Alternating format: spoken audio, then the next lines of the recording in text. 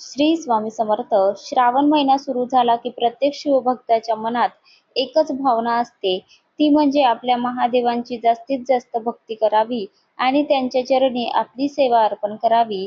श्रावण हा भगवान शिवांच्या भक्तीसाठी अत्यंत पवित्र मानला जातो. या महिन्यात आपण आपल्या श्रद्धेनुसार रोज महादेवांना काही ना काही अर्पण करतो. कोणी रोज शिवलिंगावर बेलपत्र अर्पण करते, कोणी एक तांब्या स्वच्छ पाणी महादेवांना अर्पण करते, कोणी रोज पंचामृताने अभिषेक करते, तर कोणी फक्त श्रावण सोमवारच्या दिवशी महादेवांना अभिषेक करते आणि बाकीच्या दिवशी पांढरी फुले अर्पण करते, एक तांब्या पाणी अर्पण करते आणि एक बेलपत्र वाहते. काही भक्त महादेवांना शमीची पाने अर्पण करतात, काही आघाड्याची पाने आणि फुले अर्पण करतात, काही जण धोत्र्याचे फुले किंवा फळ अर्पण करतात. आपल्या घरच्या परिस्थितीनुसार आणि श्रद्धेनुसार वेळेनुसार महादेवांची सेवा केली जाते. महादेवांना मोठी पूजा हवी असते असे नाही. मनामध्ये श्रद्धा असणे आणि भक्तीने केलेली सेवा हीच सर्वात महत्त्वाची गोष्ट आहे. श्रावण महिन्यात विशेष करून स्त्रिया श्रावण सोमवारची शिवामूठ अर्पण करतात. शिवामूठ ही आपल्या परंपरेतील एक सुंदर सेवा आहे. पहिल्या श्रावण सोमवारी तांदूळ अर्पण केले जातो, दुसऱ्या सोमवारी तीळ अर्पण केले जातात, तिसऱ्या सोमवारी मूग अर्पण केले जातो, चौथ्या सोमवारी जव अर्पण केले जातात आणि जर पाचवा सोमवार श्रावण सोमवार आला तर सातू सुद्धा अर्पण करण्याची परंपरा काही ठिकाणी केली जाते.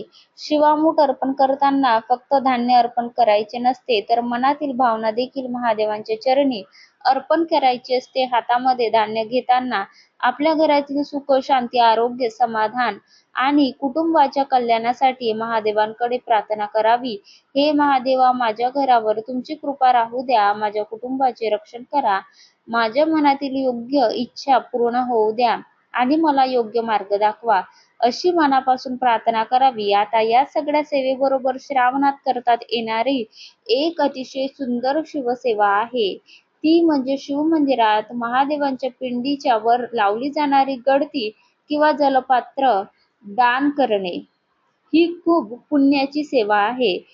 तुम्ही फक्त शिवमंदिरामध्ये अनेक वेळा पाहिले असेल की महादेवांच्या शिवलिंगाच्या अगदी वर एक गळती लावलेली असते. त्या गळतीमध्ये पाणी भरलेले असते आणि त्यातून हळूहळू थेंब थेंब पाणी खाली पडत राहते आणि हे पाणी थेट शिवलिंगावर अर्पण होत राहते.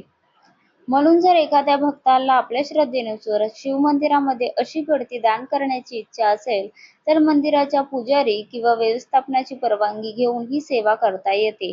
म्हणजे आपल्या हातातून दान सुद्धा घडेल. आपल्या एका दानातून मंदिरात येणाऱ्या अनेक भक्तांच्या महादेवांना जल अर्पण करण्याची सेवा मिळते. अनेक भक्त त्या गळतीमध्ये पाणी भरतात आणि ते पाणी थेट महादेवांच्या शिवलिंगावर थेंब थेंब अर्पण होत राहते, तर त्याचे पुण्य नक्कीच आपल्याला मिळते.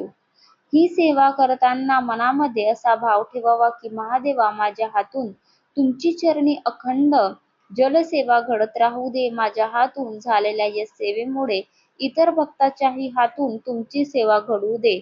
माझ्या घरावर तुमची कृपा राहू दे. माझ्या कुटुंबाला सुख, शांती, आरोग्य आणि समाधान सर्वांना मिळू दे. सर्वांचे चांगले होऊ दे, अशी प्रार्थना करायची आहे. ही गळती आपण दान नक्की करावी. जर एखाद्या मंदिरामध्ये अशी गळती लावलेली नसेल, तर तुम्ही नक्कीच एखाद्या मंदिरामध्ये अशी गळती लावून घ्या. हे खूपच पुण्याचे काम आहे. कारण शिवलिंगातून प्रचंड प्रमाणामध्ये ऊर्जा निघत असते असे म्हटलं जातात. शिवांना थंडावा प्रिय आहे, त्यासाठी ती गळती लावलेली असते. जेव्हा शिवांना त्या गळतीतून थेंब थेंब पाणी जातं आणि अभिषेक होत राहतो, त्याचे पुण्य आपल्याला मिळतो. महादेवांना तसंच डमरू सुद्धा खूप प्रिय आहे. तर अत्यंत पवित्र मानला जातो डमरू. हे भगवान शिवांच्या हातातील पवित्र वाद्य आहे. त्यामुळे श्रावण महिन्यात श्रद्धेने शिवमंदिरात डमरू सुद्धा अर्पण करायची सेवा करू शकता. काही भक्त ही सेवा करतात. डमरू अर्पण करताना आपल्या मनातील इच्छा महादेवांच्या चरणी अर्पण करून प्रार्थना करावी. सौभाग्यवतीचा आशीर्वाद मिळावा म्हणून यासाठी हे डमरू अर्पण करावे. आपल्या मनातील इच्छा पूर्ण होण्यासाठी डमरू अर्पण करू शकता. ओम नमः शिवाय म्हणत महादेवांना डमरू अर्पण करावा. मनामध्ये चांगला विचार ठेवून वाईट भावना न ठेवता आपल्या कुटुंबाचे चांगले आरोग्य, सुख, शांती, समाधान आणि योग्य पतीची प्रगती व्हावी, आपल्या मुलाबाळांची प्रगती व्हावी यासाठी प्रार्थना करावी. आपण महादेवांना पाणी अर्पण करतो, दूध अर्पण करतो, पंचामृताने अभिषेक करतो. या सर्व सेवांना आपल्या धार्मिक परंपरेत भक्तीचे महत्त्व, जल आणि चंद्र यांचा संबंध ही धार्मिक परंपरेत सांगितला जातो. भगवान शिवांच्या मस्तकावर चंद्र विराजमान आहे, त्यामुळे शिवपूजा करताना, जल अर्पण करताना विशेष महत्त्व, भक्तिभाव दिला जातो. ज्योतिषीय श्रद्धेनुसार चंद्राशी संबंधित शांतीसाठी शिवपूजा केली जाते. आपल्या कुंडलीतील चंद्र मजबूत करण्यासाठी सुद्धा शिवांची पूजा करावी. आपण त्यासाठी शिवांना पाणी आणि दूध अर्पण करावे.